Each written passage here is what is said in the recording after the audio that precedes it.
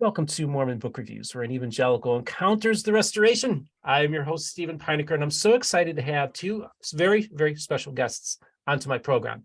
All of you probably have seen them on Gospel Tangents, including myself, and of course, you've seen them on Mormon Stories. These are two gentlemen who had a major impact on the trajectory of Mormonism. I remember back in the day when we first started understanding genetics and being able to, understand how it works. As a matter of fact, it's a remarkable story, the Human Genome Project and everything like that, and mapping these things out. Well, early on, as we were getting more and more information in the late 90s, early 2000s, these two gentlemen decided that they were going to use the latest science and breakthroughs with DNA and try to then look and see if there is a if the Book of Mormon story comports with the DNA data that they had. And this was a very interesting thing because, again, this is all still new. In my lifetime, we didn't know anything about it. So it was really a big deal when these guys actually put this stuff out here. As a matter of fact, Thomas, I believe I might have read about it for the first time in Indian Country newspaper. I was a periodicals guy at Borders, and I remember reading that story and was like, wow, this is a big deal. And so that's why I want to have you guys on, because we're going on 20 years, close to 20 years now when this all happened. And you guys also recently published a paper, which we're going to talk about. But before we go there, first of all, Simon, this is the first time you've been on the program. Welcome to Mormon Book Reviews. Thank you, Stephen. It's good to be with you. I'm pretty excited to have you on. And of course, Thomas Murphy, people really have just so thoroughly enjoyed our conversations. I still get feedback from people all the time about your life story, and also the important interview we did last year in regards to your response to Rod Meldrum and his Heartland model. Welcome to the program, Thomas. Thank you. It's good to be back. So before we get to the paper that you guys co-authored, I wanted to kind of just talk a little bit about a little over 20 years ago now, when you guys were starting investigating this DNA and the Book of Mormon connection. And this is the other thing too, is that this is a story of two different parallel stories. You have Simon Southerton and you have Thomas Murphy, who are doing this analysis of DNA and published papers. And then you have a gentleman named Rod Meldrum who reads this stuff and decides to start his group, which should ultimately become the Heartlander movement. And these guys, this part of their paper that we're going to talk about today is a response to that movement. But let's just go back in time and just talk a little bit about what got you guys, and I'm going to have Simon, you answer the question first. What got you interested in following this DNA and Mormonism link? Well, I started down this sort of rabbit hole when I was a bishop. I work in DNA, so I was a DNA scientist, forestry scientist. I was familiar with DNA, but I just became troubled by an article I read in the Ensign, which talked about the global flood and how it was a real event, and genuine Mormon scientists believed that there was a real flood, and I was just really quite troubled by this. And the internet was just emerging, so I hopped online and I quickly stumbled on within a few days a whole range of DNA research papers on American Indians. And I think over about a period of 2 weeks, I'd accumulated about 30 research papers. And it was abundantly clear that in excess of 99% of the DNA of American Indians was clearly Asian in origin. And the other fraction, small fraction, 1 or 2%, was either from Africa or from Europe. So I actually went for 2 weeks believing both the Mormon Church, the traditional story of the Book of Mormon, and knowing, based on my understanding of science and my understanding of the research I was looking at, that American Indians had no ancestry from the Middle East. So that was just complete doublethink in my mind for a couple of weeks. And then one night I went to bed very confused, and we sang Book of Mormon stories with our children, and I think that just heightened the emotional tension that I was feeling. Went to bed a very, very confused bishop, and woke up in the morning and it was just completely resolved. I just knew beyond any doubt the Book of Mormon wasn't real history. So it all started reading an article in the Ensign about a worldwide global flood. that Well, when and you went down the rabbit hole. It's an article by Donald Parry, who is I think he's a Middle Eastern scholar. He has zero knowledge of science. And I've subsequently heard that Donald Parry deeply regrets publishing the article because he's had a bunch of scientists knocking on his door and sticking their head in and say, pull your head in, mate, don't ever write anything like that again. It's a load of rubbish. So virtually every scientist at BYU that's certainly amongst the evolutionary biologists does not believe that there was a global flood 4,500 years ago. It's just particularly on the genetic side, there's just zero evidence of a genetic bottleneck of such enormous scale 4,500 years ago. And we're going to talk about Kennewick Man, and there's just abundant evidence of connections through to huge populations of people thousands of years before the flood supposedly occurred. How did these Americans get through the flood? Yeah, it is a real challenge. And I remember hearing this story in the past and just thinking and being really affected by the impact that it had on you. And basically you just went to bed one day and woke up and had it all resolved. And it's just a fascinating story. And Thomas, of course, we talked a little bit about your story because, of course, you not only published a paper, but then you also actually were on some documentaries with some evangelical film producers to kind of take on the Book of Mormon. Maybe just talk a little bit about what got you involved, and maybe and then just what got you involved, and also maybe we can talk a little bit about your time doing that film as well. Yeah, well, my loss of faith in the Book of Mormon was a slower process, and archaeology played a lot bigger role than genetics, which I came across later. So, I had already started questioning. I told kind of the story of my encounters with evangelicals, and that leading me to question one of the ways that I tried to initially defend the church, and then then began to question, especially the claims of the Book of Mormon, was when I went back to college and studying history and archaeology and anthropology more generally. And in fact, I was working on I guess that would have been 1992. I was working on an archaeology dig in the Heartland. That is a Hopewell site in eastern Iowa, and what we were finding in the ground looked nothing like the description of the cultures in the Book of Mormon. There were no European flora or fauna that we were finding in the ground. The technology was not. We were not finding metals and chariots, and we weren't finding cattle and sheep and horses and so on. And I was right there in the ground, digging in the ground, and there's the culture we were uncovering looked nothing like the Book of Mormon. And so that kind of really sparked my interest in further advancing my degree beyond a bachelor's degree into a master's and PhD in anthropology. And that I did here in Western Washington. I'm in the Seattle area, Coast Salish territory. And here I went to the University of Washington and worked on a degree in anthropology. And Kennewick Man was found a few years after I'd started my graduate program. I started in 94, and Kennewick Man was found in 97. And so it would play a fundamental role in our backroom discussions in the anthropology department. And many of the professors that I was working with were part of the Army Corps of Engineers assessment of the skeleton. It was a regular part of our class discussions. Jim Chatters was visiting campus speaking about it. Native leaders, Armin Minthorn and others from the Umatilla were present at our conferences.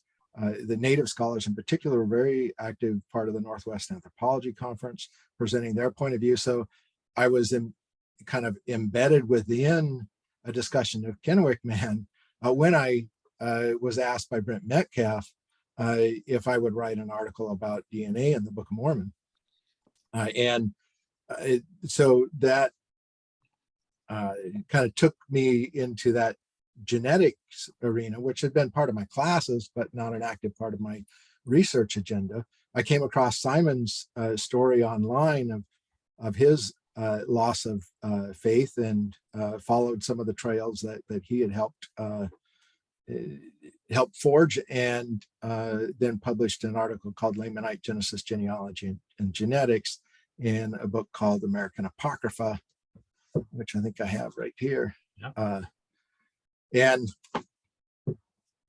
then we were asked to participate in a film, and I think, Simon, you were on that DNA versus the Book of Mormon film as well.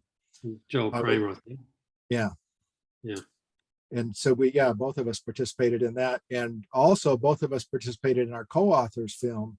Our co-author, Angelo Baca, who's a Dene and Hopi anthropologist and filmmaker who can't be here with us, unfortunately, today. He produced a film called In Layman's Terms. He was filming that, I think, about 2003, Simon, when you came to Edmonds Community College to speak. Yeah. And then filmed it over the next couple of years. I went to New York with him and with Kramer with the Bible versus the Book of Mormon film. And so we participated in those films. So Simon, Angelo, and I collaborating goes way back. Yeah. And DNA and the Book of Mormon are critical in that collaboration. And I think Rod Meldrum's, what really kicked him off, I think, was that the Joel Kramer's film. But that's not the full story. I think it's the response from BYU. He thought, oh, BYU is going to have the answers to this, and he goes to BYU, and he was equally horrified by what the apologists were saying about Central America. So we're not entirely to blame for his emergence. So you're one catalyst, perhaps, that was involved in this whole thing that happened. So it just gives you a little background there, folks. These gentlemen have been doing this for a couple of decades now, and Thomas, of course, been doing it since the early '90s. To pursue this story of the DNA, the Book of Mormon, the origin stories. Of course, I've had Dan Vogel on. He gives a fascinating talk about the Indian origins and the Book of Mormon and how that had an influence on the text, and then how now that the DNA evidence that's out there, it kind of has. And this is the thing, folks. I tell people, I'm an evangelical Christian, but I acknowledge that there's things with the Bible too. I'm not here to attack the Book of Mormon. We can also acknowledge that the Bible has issues as well, and I do that very openly on this program. But I think what's so fascinating is that this did. So now what we see is, for instance, the Book of Mormon changes in its intro.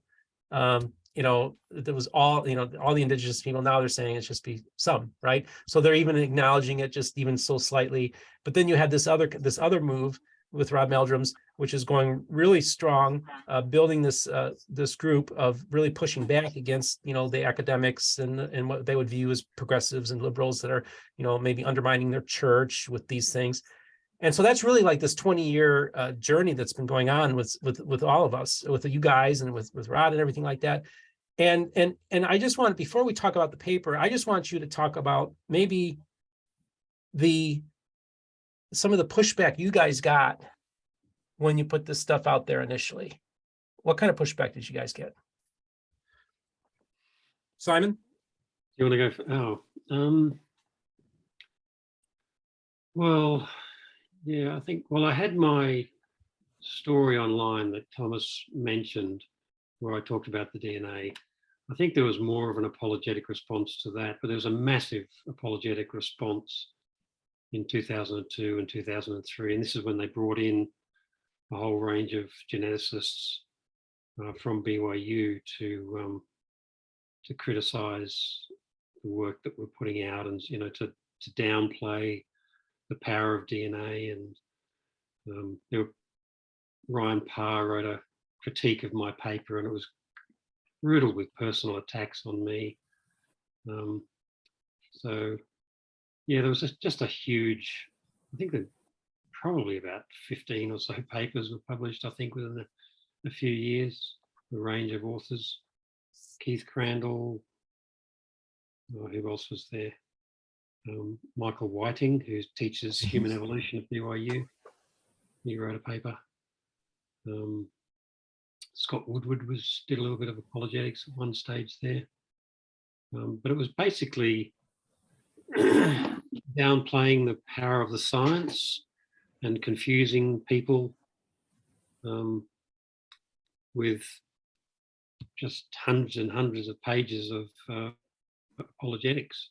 And then I think that pretty much led to, so Thomas's work and my work probably led to then the change in the introduction to the Book of Mormon, where it used to say that,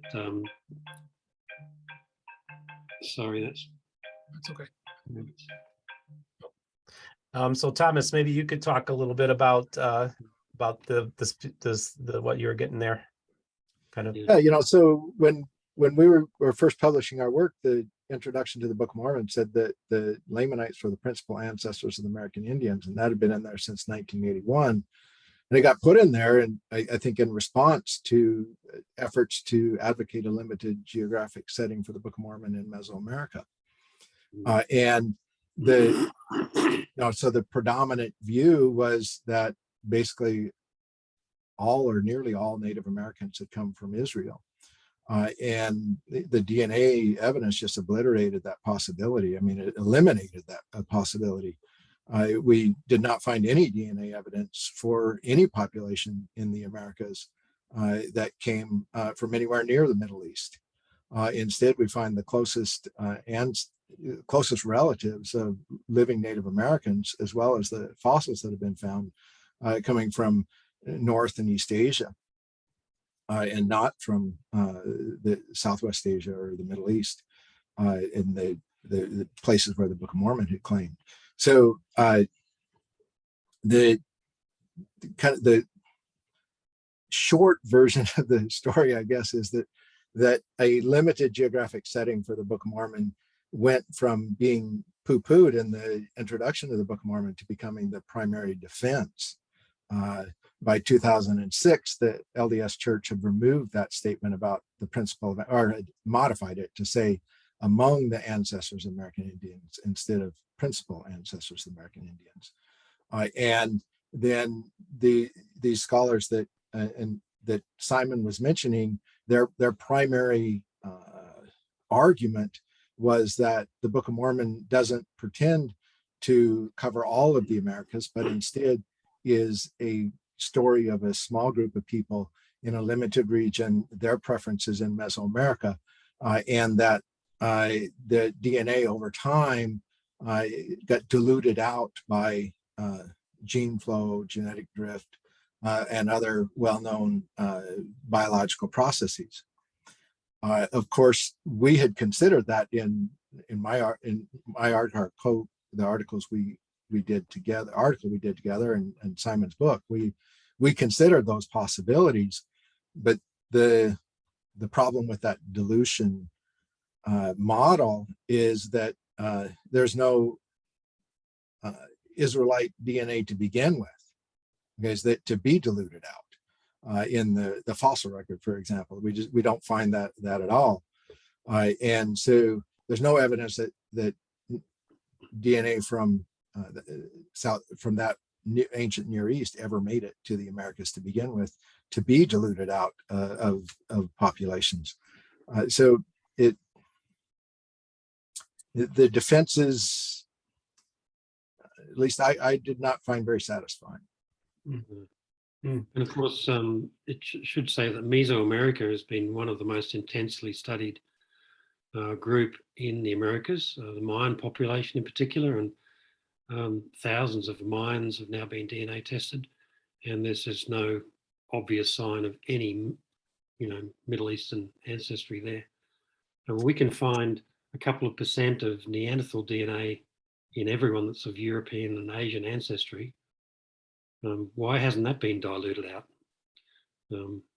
So if there was a population there and they were reasonably significant and they were surrounded by American Indians, then we would find their DNA, because the as the DNA moves into the American Indian population, that population would preserve it. Right. So it flies in the face of all of human genetics that we know, that this population would, the DNA would just disappear. If the DNA has disappeared, it never existed. So we've got abundant evidence, and it's got, in the last, it's 20 years since we wrote our stuff, and DNA has just got, the evidence has just got 1,000 times more robust and compelling. Mm-hmm. Yeah. And it's important to mention that, our work has been replicated, and we were summarizing the existing published material. Both of us were summarizing existing publishing material, where our work was replicated by Deborah Bolnick and Jennifer Raff, and demonstrated very clearly in response to these limited geographies, particularly the ones in North America that have been claiming a connection with the X lineage. They've validated our conclusions and refuted the proposals of Rod Meldrum and his community. So, in terms of where the science has gone strongly in the favor of the conclusions that we reached 20 years ago, and validating it, confirming them. So, yeah. Oh, I just wanted to finish your thought, Thomas. Finish your thought. I was going to say, I also had the privilege of doing ethnographic research in Guatemala and southern Mexico, in the regions where the Mesoamerican model was proposed, and just like doing archaeology and in Hopewell sites or woodland sites of Eastern North America, we don't find any of the technology, the plants and animals that are described in the Book of Mormon, the events, the widespread destructions. We find none of that in Mesoamerica or in the Heartland. Okay, well, there you have it, folks. The what's happened in the scientific developments over the last 20 years, vis-a-vis DNA in the Book of Mormon, also the archaeological record, and then also just we have this parallel story that of another group that's kind of decides that they're going to be the reaction or the counter to these scientific papers, and it takes the form in Rod Meldrum in particular, with his firm foundation. And you guys actually wrote a paper called Science and Fiction, Kennewick Man / Ancient One in Latter-day Discourse. And you and Simon, Thomas and Simon wrote it along with Angelo Baca. Is it Angelo? Angelo Baca. Okay. And so you wrote this paper, and you talk, it's really interesting because you guys give like a kind of a background of Mesoamerica stuff, background on Heartland stuff. And then you kind of then talk about this book that was published a couple of years ago, Face of a Nephite, DNA Studies in the Book of Mormon by David Reed, who I've had conversations with in the past. I'm just curious, what made you decide to write this paper and talk and also focus on this is in particular? Thomas? Well, I guess Simon is kind of the start. So when that book came out, they sent a copy to Simon, and he'd contacted me at that time. It was about 2 years ago or so, I think. Probably, yeah. Yeah, and he'd contacted me about us collaborating on a response, and I was busy on other projects at the time, and I kind of put him off a little bit. And then about a year ago, Simon started participating in some interviews on Mormon Stories, responding to that book. And then you invited me to come on Mormon Book Reviews to respond to Rod. Well, you brought Rod Meldrum on your show, and then you brought me on to respond to him. So you kind of played a role in this as one of the catalysts in getting me to go back to Simon and say, hey, remember that article you were talking about? Maybe we should do this. Thomas did the lion's share of the work on this. Okay, so I might have suggested the idea, but I think I was suggesting the idea that you do all the work, Thomas. I think I've formed the view over the years that I tend to like to get to a broader audience. I don't want to confuse.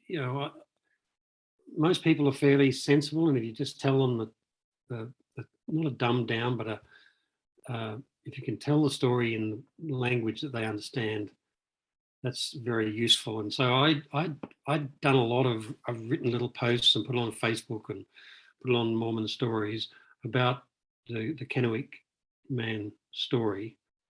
And because Kennewick Man posed an enormous threat to the Heartland, from my perspective it did at least, to the Heartland group, because Rodney Meldrum has built the entire Heartland story around his claim that the American Indian X lineage, the X DNA, mitochondrial DNA lineage, X2A, is derived from the Middle East.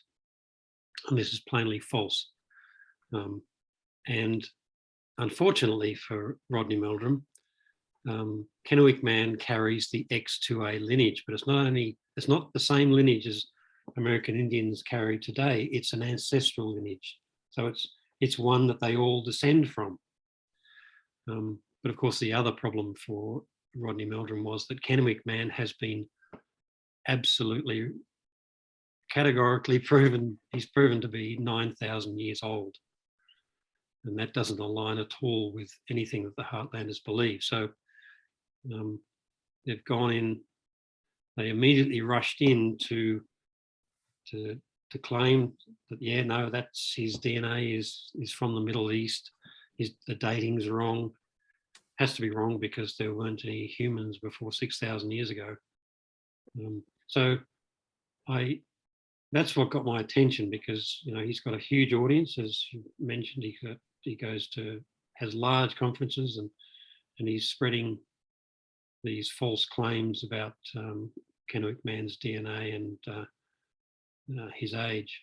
And it all sort of really came to, I was really taken out of the, completely surprised when I got this email from the managers of the publisher, or the publisher of David Reed's book, and they sent a copy, an early draft of his book to me to review.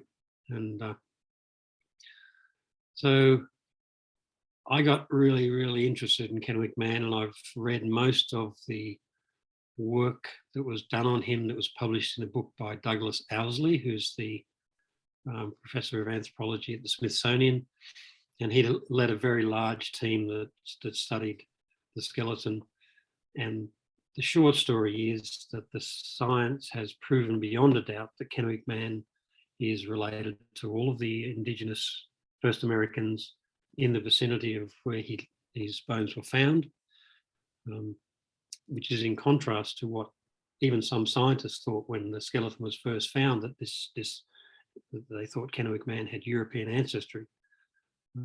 But the science has shown very clearly that he fits right in the bell curve of the physical, the distribution of, say, the skull shape of Kennewick Man is similar to other living Indigenous Americans today. So, so yeah, that's sort of what I got, how I got involved, and it's absolutely fascinating for a scientist to look very closely at the amount of work that's been done on Kennewick Man, and it's just it is the largest amount of work that I have seen ever on an ancient skeleton. I don't know if you'd agree with that, Thomas, but it's just a huge amount of research was conducted on that one skeleton. Yeah, and it's important to mention that there was a contentious debate as well, and between the Army Corps of Engineers and a select group of scientists, some of whom participated in that book that you've mentioned, and the Army Corps of Engineers had, based upon the Native American Graves Protection Repatriation Act, had decided that the tribes would be able to decide what would happen to the skeleton after it was found. And this, because the tribes wanted to rebury the skeleton, this group of scientists sued the Army Corps of Engineers to have some analysis done first. And that initial analysis, sorry, my cat is making all sorts of noise here, sorry.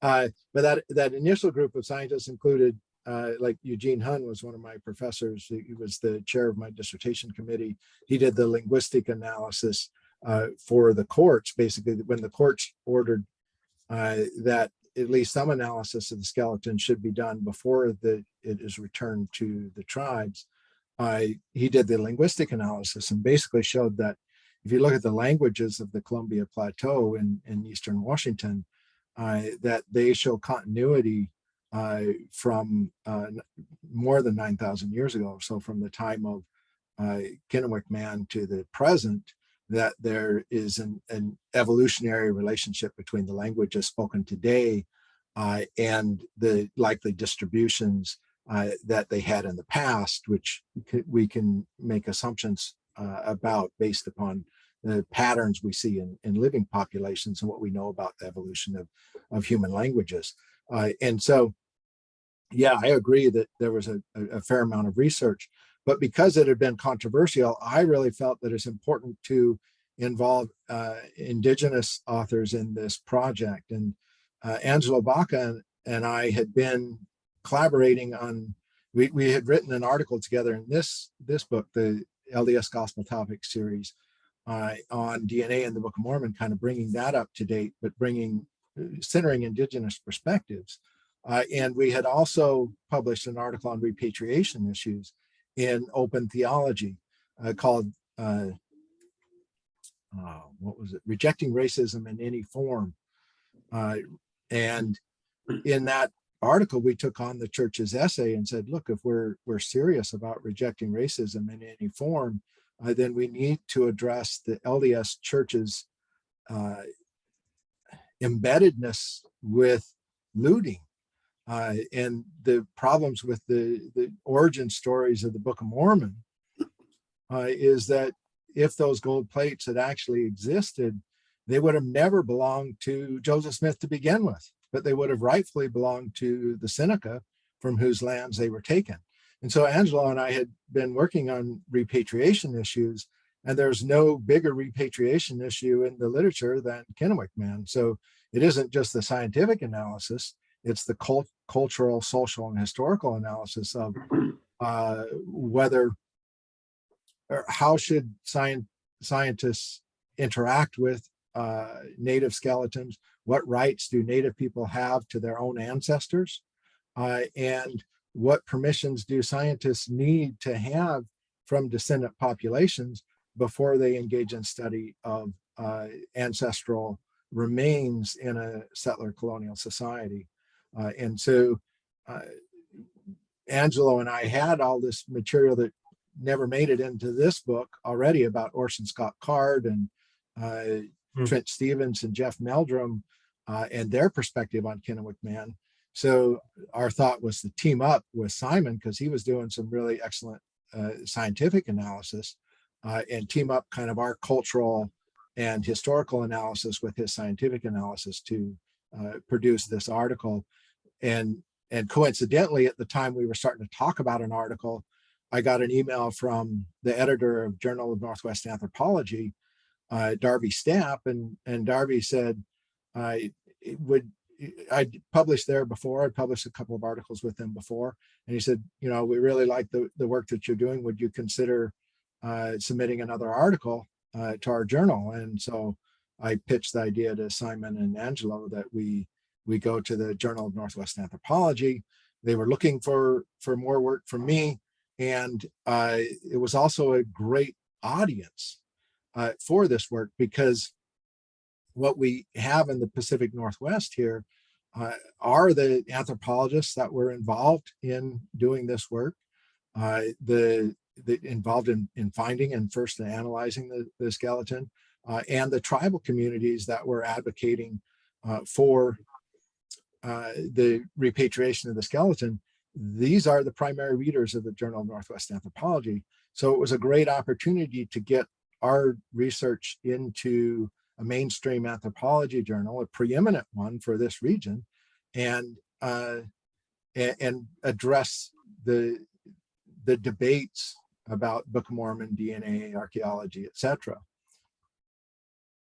That's fascinating because I was reading the paper, and of course I remember reading Terrell Gibbons' book By the Hand of Mormon, and he talks about how he almost made it sound like it was a conspiracy to hide these bones and stuff like that. And I remember reading that, and then it's been really good for me to kind of re-engage this conversation again, because I think I would have at the time would have thought, yeah, maybe they shouldn't have done that. They were burying evidence or something like that. And then once I started talking to you, Thomas, and engaging Simon, is that first of all, the science has already been done. They were able to. They're not covering up anything. We have it. We do now know that there's ancestors of this person, right? I mean, that's what makes this so amazing. Descendants.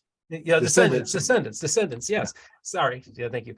And that's a fascinating thing. So I want to thank you for kind of really opening my eyes to a lot of the last, all the new developments on this, because I kind of I was still stuck in the 90s when it came to the Kennewick Man, to be honest with you, and didn't realize that all this progress has been made. Simon, so you're the one that kind of decided you want to get Thomas involved in this whole thing, and you had said you really studied a lot of stuff about the Kennewick Man, also known as the Ancient One. And then, of course, I guess it was Boyd Tuttle of Digital Legends who probably sent you this copy of this to review, which I find interesting they would have sent it to you. They're very, I find that fascinating. Do you have any idea how they why they decided to send this to you in the first place? I'm not sure. I don't think for a moment that they would have thought I would have come back with any positive suggestions. I came back with some pretty hard criticisms of the paper. It's a book, but it's basically a pamphlet. It's only about 60 pages long. Mm-hmm. But yeah, I just had enormous problems with the whole thing, and I went through it very closely, and I criticised a number of things that were wrong in the paper. The thing that troubled me the most, and this is where David Reed has taken advantage of a particular aspect of the discovery of Kennewick Man, and that is that his bones were entirely washed out of the bank of the river, right? So the scientists didn't know for certain how deep in the ground Kennewick Man was buried, and so it took an enormous amount of forensic analysis. Jim Chatters, who Thomas mentioned, is a forensic scientist. It took a lot of very careful and skillful forensic analysis to determine how deep Kennewick Man was buried, the way he was situated in the soil. But and the most troubling thing was that Kennewick Man is probably the most well-preserved 9,000-year-old skeleton that exists in the United States. 95% of the skeleton plus was preserved, and they could get excellent collagen from the bones. Collagen is a protein that you can isolate, purify from ancient bones. And then you can do a test of the amino acid content. And so you can determine for certain if you've got amino acids and collagen, that came from a human being. Okay, you know for a fact that came from Kennewick Man if you've got good quality collagen. They did 12 radiocarbon dates on good quality collagen, and they're all 9,000 years old. Okay, so we know for a fact that Kennewick Man is 9,000 years old. The scientists, just out of interest, also radiocarbon dated carbonates. Now, carbonates are derived from rainfall, which carries dissolved carbon dioxide. It's actually, rainfall is a very dilute carbonic acid. And the rainfall had carried young carbon from carbon dioxide in the atmosphere down the profile, and it had deposited some on the bones of Kennewick Man, in the bones of Kennewick Man, on the soil around him. And so the scientists radiocarbon dated the carbonates that were attached to Kennewick Man and in the soil, and they were about 2,500 years old. Now, because those dates align perfectly with David Reed's conclusion that Kennewick Man is a Nephite, they're the only dates that he pays any attention to, and he rules out the collagen dates, which are the gold standard. So, what's even more troubling is that not only did he have the courage to send his book to me, he had courage to send it to the scientists who did the radiocarbon analysis. And the scientists who did the radiocarbon analysis, Jim Tatters, wrote back to him and said on 3 occasions, the carbonates are not Kennewick Man. They were deposited. They come from rainwater. They're absolutely nothing to do with Kennewick Man. And in spite of a scientist telling him in black and white that those dates are irrelevant, David Reed persisted and published his stuff and claims that the Kennewick Man is 2,500 years old, and that his X2 DNA came from the Middle East, and he's almost certainly a Nephite. Now, we've had the entire genome of Kennewick Man has now been sequenced, and we find no Middle Eastern DNA in Kennewick Man's genome. So these are, I mean, it's absolutely laughable. And it's absolutely appalling, in my view, that this guy, David Reed, is still persisting in publishing this. It's just complete garbage. The stuff that he's written on Kennewick Man is complete utter nonsense. And it's actually quite offensive to the scientists who've done the work. The cover of the book that you showed me is a clay reconstruction of what the scientists think Kennewick Man looked like. He looks white.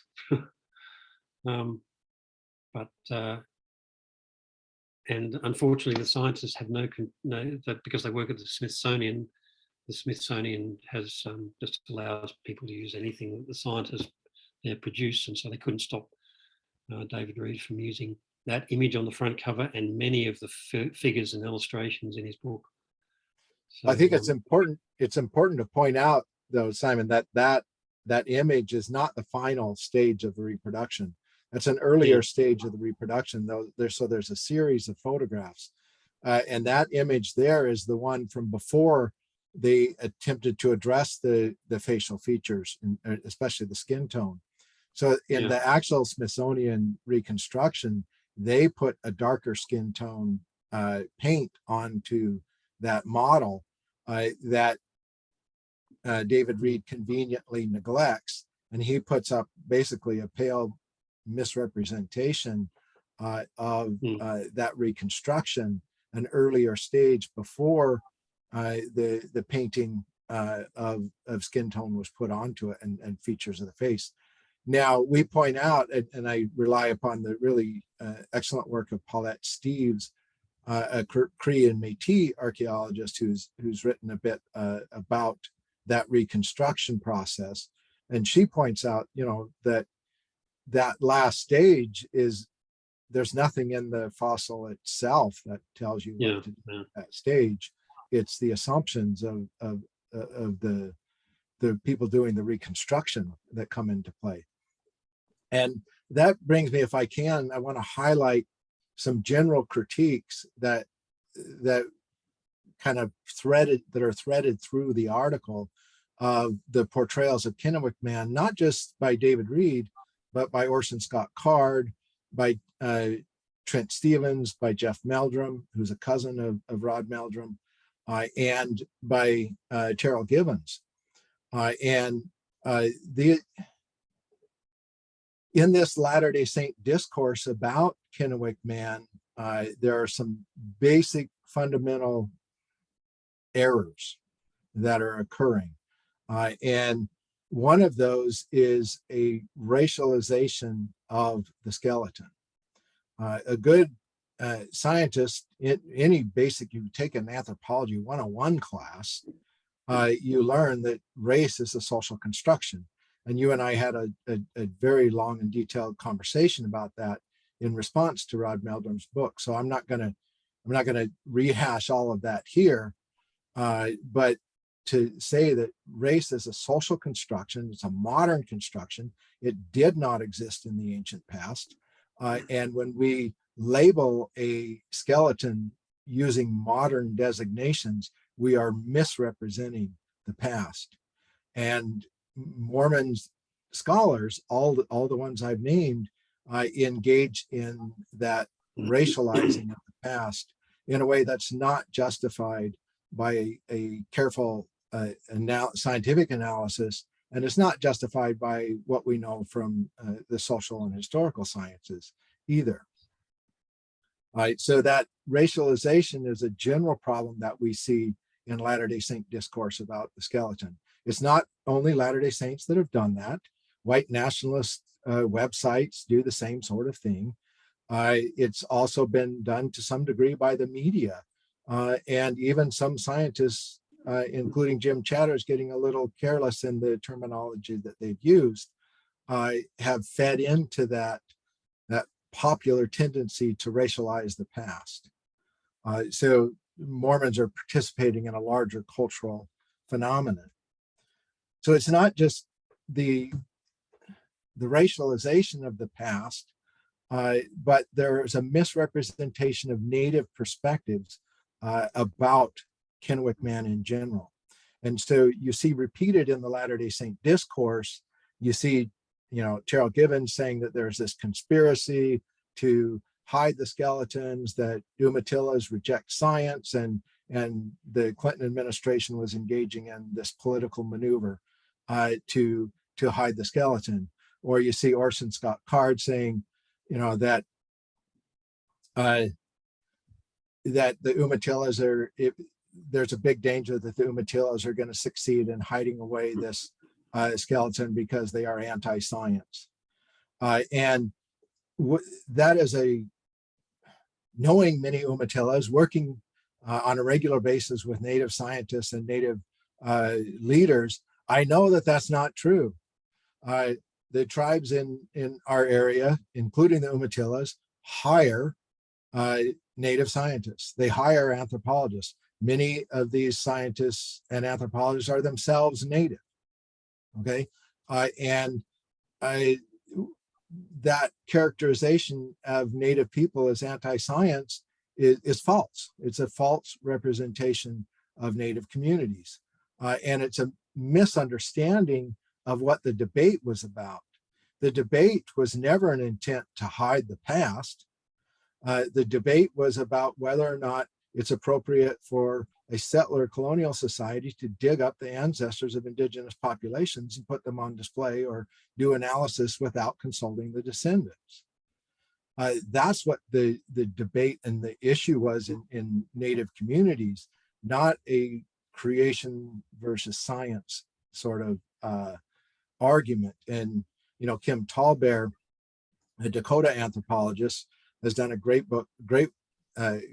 analysis in her book Native American DNA, not only of how DNA issues are being addressed in tribal communities, but she takes on Mormons too, and looked at what happened when the Heartland model was presented in a genealogical listserv that she was doing some ethnographic research with, and she found that the genealogists were very quick to shoot down this Meldrum proposal. Even Latter-day Saints on the forum were quick to shoot down Rod Meldrum's perspective. And so Kim Tallbear, really takes this analysis of Mormon genealogical debate and how the Heartland model comes into that, and explains that really what is at issue for Native people is not a creation versus science thing. And she uses the Mormon example as the misunderstanding about natives and science, that it's a question of, as I said earlier, the propriety of who owns the past, who owns the ancestors of Native Americans. That's the crucial issue. And that in fact, when you look closely at Native belief systems, that there is a great tolerance for a diversity of stories and diversity of perspectives. There's even room for archeological and anthropological views of the past alongside indigenous stories of origins that may say things like, we came from this place, or we came from this land, that Native people don't hold that story necessarily in conflict with the science that says that the closest relatives are found in Northeast Asia, and that it's possible in a Native worldview to hold both at the same time. And so we highlight the work of Native Mormons, people like P. Jane Hafen, Elise Boxer, Jane Hafen is a Taos Pueblo, Elise Boxer is Dakota, and their efforts to show, in the case of Jane, she's showing that there are determinate versus indeterminate views of origins. In a determinate worldview, you have kind of one story that is the story, the true story, and it replaces all others.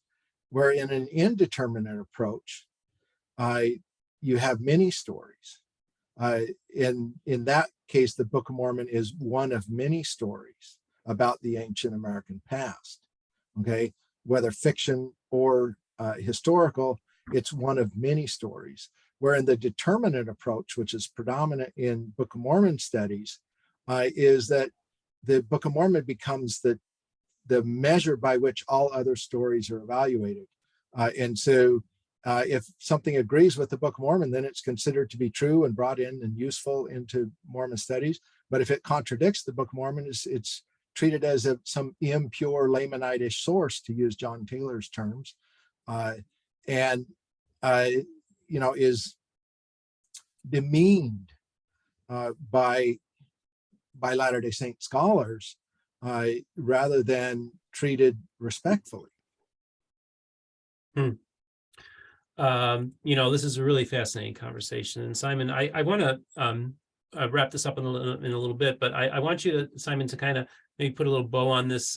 You guys, this whole entire process, what you've learned about it, what this experience has been for you, and where do you see this going? What's going to be next in publishing in this endeavor? Because I think this is a story that's going to continue to be told. And what do you think is going to be in the future of this? Well, it's certainly been a fascinating 20 years because, really the Heartland, which is basically Mormon fundamentalism. They've got very fundamentalist views of the world. They're young earth creationists. That whole sort of enterprise sort of emerged as a backlash against Brigham Young University and the Mesoamerican apologists. But what's also fascinating has been to see the complete dismantlement of the traditional apologists of BYU. They've been completely decimated, kicked out of BYU, and now they run their own little journal interpreter on the side. It's fascinating to see the war between the two apologist camps, between the Heartlanders and the BYU apologists. They hate each other as much as they hate us, I think. So, and they sort of, the criticisms that we have talked about of the Meldrum camp are the exact same criticisms that the scientists at BYU would have used to criticize Rodney Meldrum's work. I don't know how long this can survive in the church. Maybe it'll just go on for another 50 years, where you've got one camp, absolutely hardcore fundamentalists, literalists.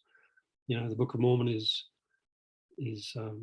true, and if science doesn't agree with it, you dismiss the science. Mm-hmm. I don't know. I'd be interested to hear Thomas's thoughts on this. Yeah, there's certainly been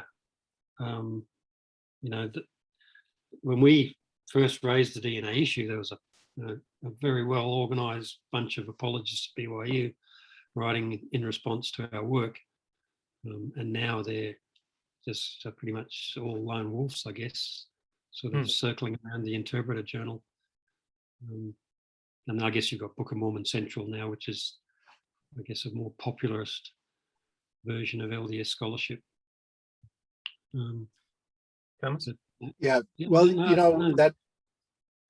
That brings up another thread of the article was on the LDS Church's official response. And we really highlight the way that you've got basically four major responses we look at: the Mesoamerican, the Heartland, the LDS Church's official response, and then Indigenous responses.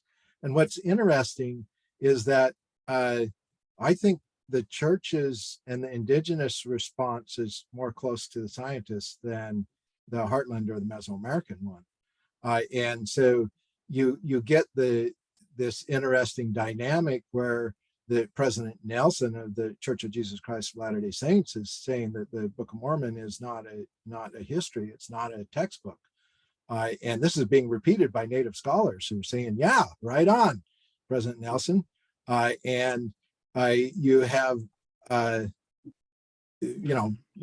Simon mentioned, the apologists have been isolated at BYU. BYU scholars are now publishing in books like Producing Ancient Scripture or An Americanist Approach to the Book of Mormon that use a 19th century context for understanding the Book of Mormon.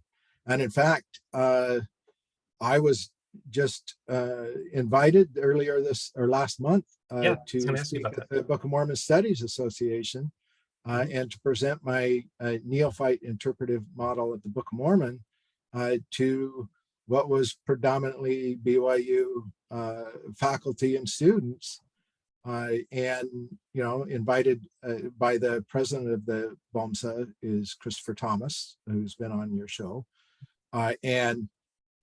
so it's very interesting to see that that evolution and shift.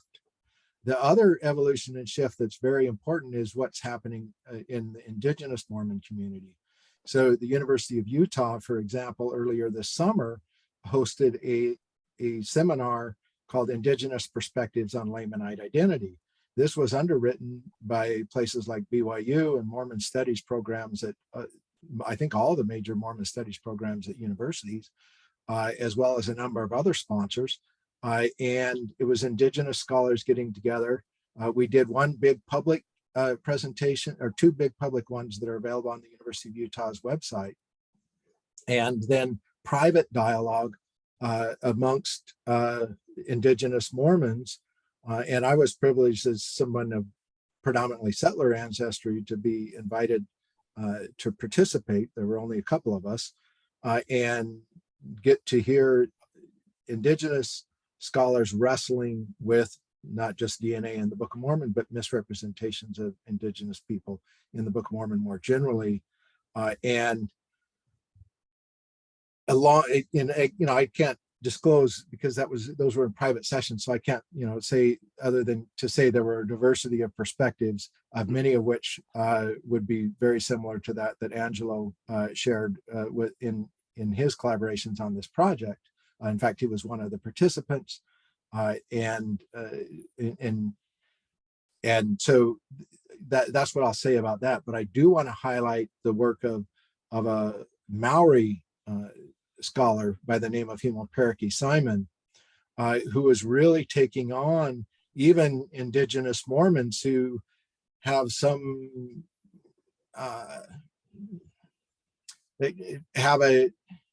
some tolerance for the Book of Mormon narrative, if you will, as history. And so he has published some great scholarship in the New Sociology, and I forget the name of it. He's got a second article out as well, and I forget the name of that journal. We cite his work here. We just barely got it in the production cycle. But he is challenging indigenous Mormons to really take the science seriously. He cites Simon and my work and saying the Book of Mormon is clearly not a history, and that indigenous responses to the Book of Mormon need to highlight that fact. So his work is a fascinating new component, and perhaps I know from talking to him, he's got several other articles in the works. And these are getting published in mainstream academic journals. And so what that really means is that future scholarship on the Book of Mormon is going to have to engage more seriously these indigenous perspectives. And that was one of our goals in publishing this article, is that indigenous perspectives are taken seriously by Book of Mormon scholars. And I think that's going to be a necessity of the future, and one that Mesoamerican advocates and Heartland advocates fall quite short on. It's very clear from what Thomas is saying that it's like it's just proliferating, and we're just getting a whole range of perspectives now. And I think to a certain extent, this is probably because the church is now taking no position. It's published a statement on its website saying it has no position on the geography, Book of Mormon geography. And that's because it's safer for them to just sit back and say nothing. But they've actually had under the direction of the First Presidency, they had Kevin Pearson, I think it was, spoke at a fair conference. And he, they know that the Book of Mormon is under attack, and he just said, "Go for it, guys. Just write piles of apologetics. Doesn't matter. Don't worry too much about how accurate it is. Just write." And so he's just giving them free rein to just go away and defend the Book of Mormon on all fronts. And so the church is probably going to adopt the stance that, Rodney Meldrum, he can carry on the way he's going, and he'll appeal to the fundamentalists in the church, and then you'll have the scientists with probably the Mesoamerican model, and then you're going to have all sorts of different perspectives on those from Indigenous people and from other members of the church. So I think it's just going to get messier. But, gentlemen, having said that, there are, we've got some of the most respected LDS academics, Patrick Masson, even Terrell Givens, I think, to a certain extent, and Bushman, acknowledging that there are so many 19th century parallels in the Book of Mormon that, they can sort of understand that, there's so much influence of the 19th century on the Book of Mormon text, which is sort of satisfying because they're getting closer to the truth. And the truth is that it's an entirely 19th century fabrication. Well, Simon and Thomas, first of all, I just want to thank you both so much for coming on the program. And I'll tell you, I've been aware of you guys for a long time. I've read your stuff. I watched you on the different interviews. It's a real thrill to have both of you on my show. It really means a lot to me that you guys took the time to do this and talk about this important paper that's come out. Now, folks, there are many, many members of the Church of Jesus Christ of Latter-day Saints who are very faithful. I know there are many people on my program that are Heartlanders. And I just feel it's important, like I said, that, we hear all the different perspectives out there. So I want you to listen to what Simon and Thomas said today and just, consider what they had to say, consider their words. And also know that these are two men that they're just truth seekers, they're looking for just to seek the truth. And that's all a path that we should all be on. And Thomas, if you want to say something. Just one more thing I forgot to mention is that we've made this paper available for free on my academia author page. And so if you could link that in the show notes, that description. And that way people that want to see the article can do that. But I'd also encourage you, if you've got the resources, subscribe to the Journal of Northwest Anthropology to encourage their work. And you can get it there. I think their subscription rate is only like $25 a year. So give them some support if you can, but otherwise it'll be available free on my academia page. Well, I just want to say too, folks, that Thomas is going to be coming back on with Angelo, and we're going to talk about more of the indigenous aspects of the paper as well. You alluded to it some today. And I want to thank you so much, Thomas, because you really, over the last year that you and I have been, a year and a half now, but since it's been about a year since we did our first interview, is that, you've really helped educate me on a lot of the latest of the anthropology. I remember I've even asked you questions about different things, and you've been very helpful to me in understanding these things so much better, and also appreciating the importance of Indigenous voices to be heard. And I really appreciate, Christopher Thomas told me that you gave a really great presentation at the Book of Mormon Studies Association, a great, let's engage the Book of Mormon, but let's also engage the Indigenous voices. And more importantly, let's let the Indigenous voices engage the Book of Mormon, and let's hear their story, which I think is so, so important. And I appreciate you kind of me being, I didn't know anything about this stuff. And I'm just glad that I got this relationship with you. And Simon, I want to turn to you real quick. Okay. So this past weekend, 60 Minutes Australia, they did that story about the church finances. And I guess this week you're going to be interviewing with John DeLynn, and also with the Neville gentleman, who is the barrister who was in that episode. Why don't you just talk a little bit about that? What is your reaction to the episode that just aired this weekend, and maybe preview what you're going to be doing with John DeLynn? Yeah, look, I was, apart from the fact that they had missionaries going, one missionary walking down the Right, street and knocking on the door, I was a bit, that's more a reflection that they just don't know an awful lot about Mormons than anything else. But I was actually closely involved with the research. In fact, I discovered the fact that the church in Australia was donating tens of millions. It's now amounts to almost $400 million. The Australian LDS Church has donated to humanitarian aid in the last 7 years, $400 million. And yeah, so I just got really surprised by that discovery. And I discovered that because I'd just seen the Ensign Peak story where, you know, the church is sitting on a nest egg of $100 billion. And because the Australian charities have to publicly file their financial records for each year, I was able to go back into the records and look at in detail where that money was coming from. And it's really quite clear to me that Australians have not become 3,000 times more generous in a matter of years. There is clearly Salt Lake money coming into Australia and being passed through the Australian accounts and going off to humanitarian aid. And why would the church do that? And the only reason is to obtain a tax advantage. Australia is a very secular country, and very few, in fact, I think the LDS, all other churches, if you pay tithing or put money in a plate, you don't get any tax back on that.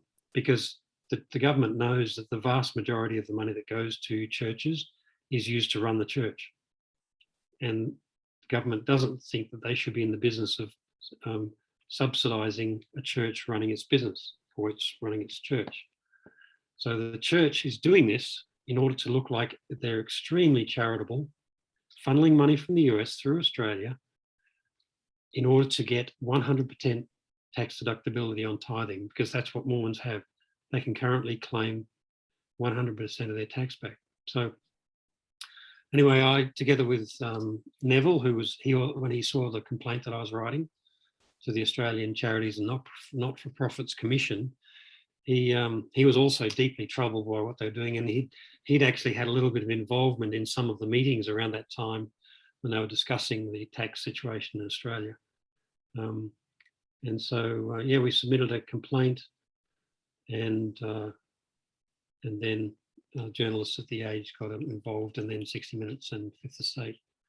Okay. So there is a genuine problem here, and unfortunately for the church, the defence that the church abides by the law and they're blah, that ain't going to wash. They are defrauding the Australian population of tax dollars, and they should be held accountable. So yeah, so some of the reporting on this one, something that Jana Rees wrote, which I think was just a little bit inaccurate. And so we just wanted to go on the record with clarify some things and clarify it and just spell out what's going on, because it's all publicly available data and information, but it is confusing because the church has 5 charities listed on the Australian Charities Register, and there's no clear. It doesn't clearly say where money, because money moves between these accounts. And it never says, it just says an income for an account, but it doesn't say where it came from another account or whatever. So, but it's, that's what happens when you create shell accounts, or, you know, basically most of the accounts don't have any staff involved with them. So they're just shell accounts or something. Okay, well, I appreciate you giving us the preview. I guess this week you will be taping on Mormon Stories about this story. Of course, you can watch my interview with Nigel Kennett, who was the gentleman who brought his story to the Fifth Estate in Canada. And of course, I also posted a response from Jonathan Neville, who was giving a faithful response to these news programs. Gentlemen, Thomas, thank you so much for coming on the show today. Thank you. And Simon, thank you. And let me end with one last you. thought that Oh, I please do. borrow from P. Jane Hafen. And she said, listening to Native people tell their own stories is a decolonizing act. Well said, sir. Well said. Simon, thank you so much for coming on the program. Final Do words? I get to one final word? Please do. Can I quote Jennifer Raff, who's a well-respected geneticist, and she just wrote this last year in Scientific America. All genomic studies rule out the possibility that the first peoples mixed with Europeans or Africans or any other population before 1492. Okay. Well, that's, so for you diffusionists out there, that's a pretty solid, pretty strong statement there, folks. So Scientific America, and that's absolutely in line with the scientific community. So okay. it's the first Americans all the way. Okay. Fascinating stuff. Well, again, this was a great episode. I really enjoyed this conversation we had today, gentlemen. I just want to remind you all, don't forget to hit the like and subscribe button, and don't forget to hit the notification bell for when a new episode comes out. Also, there are going to be links in the description to the paper. Also links in the description for those of you who like to support the program on Patreon, on PayPal, as well as the merch store, MormonBookReviews.com. We got hats and mugs and all these great things. And I just leave your comments. Tell us what you tell us what you think. What did you think of this episode? Those of you who are faithful Mormons, what did you think about this idea that the Book of Mormon is primarily a 19th century document, as they're stating in tonight's episode? And what did you think about the DNA stuff? And so I'd like to hear from you. Very interesting stuff. Just one quick other thing too. Just remember, all the voices of the Restoration will be heard here on Mormon Book Reviews.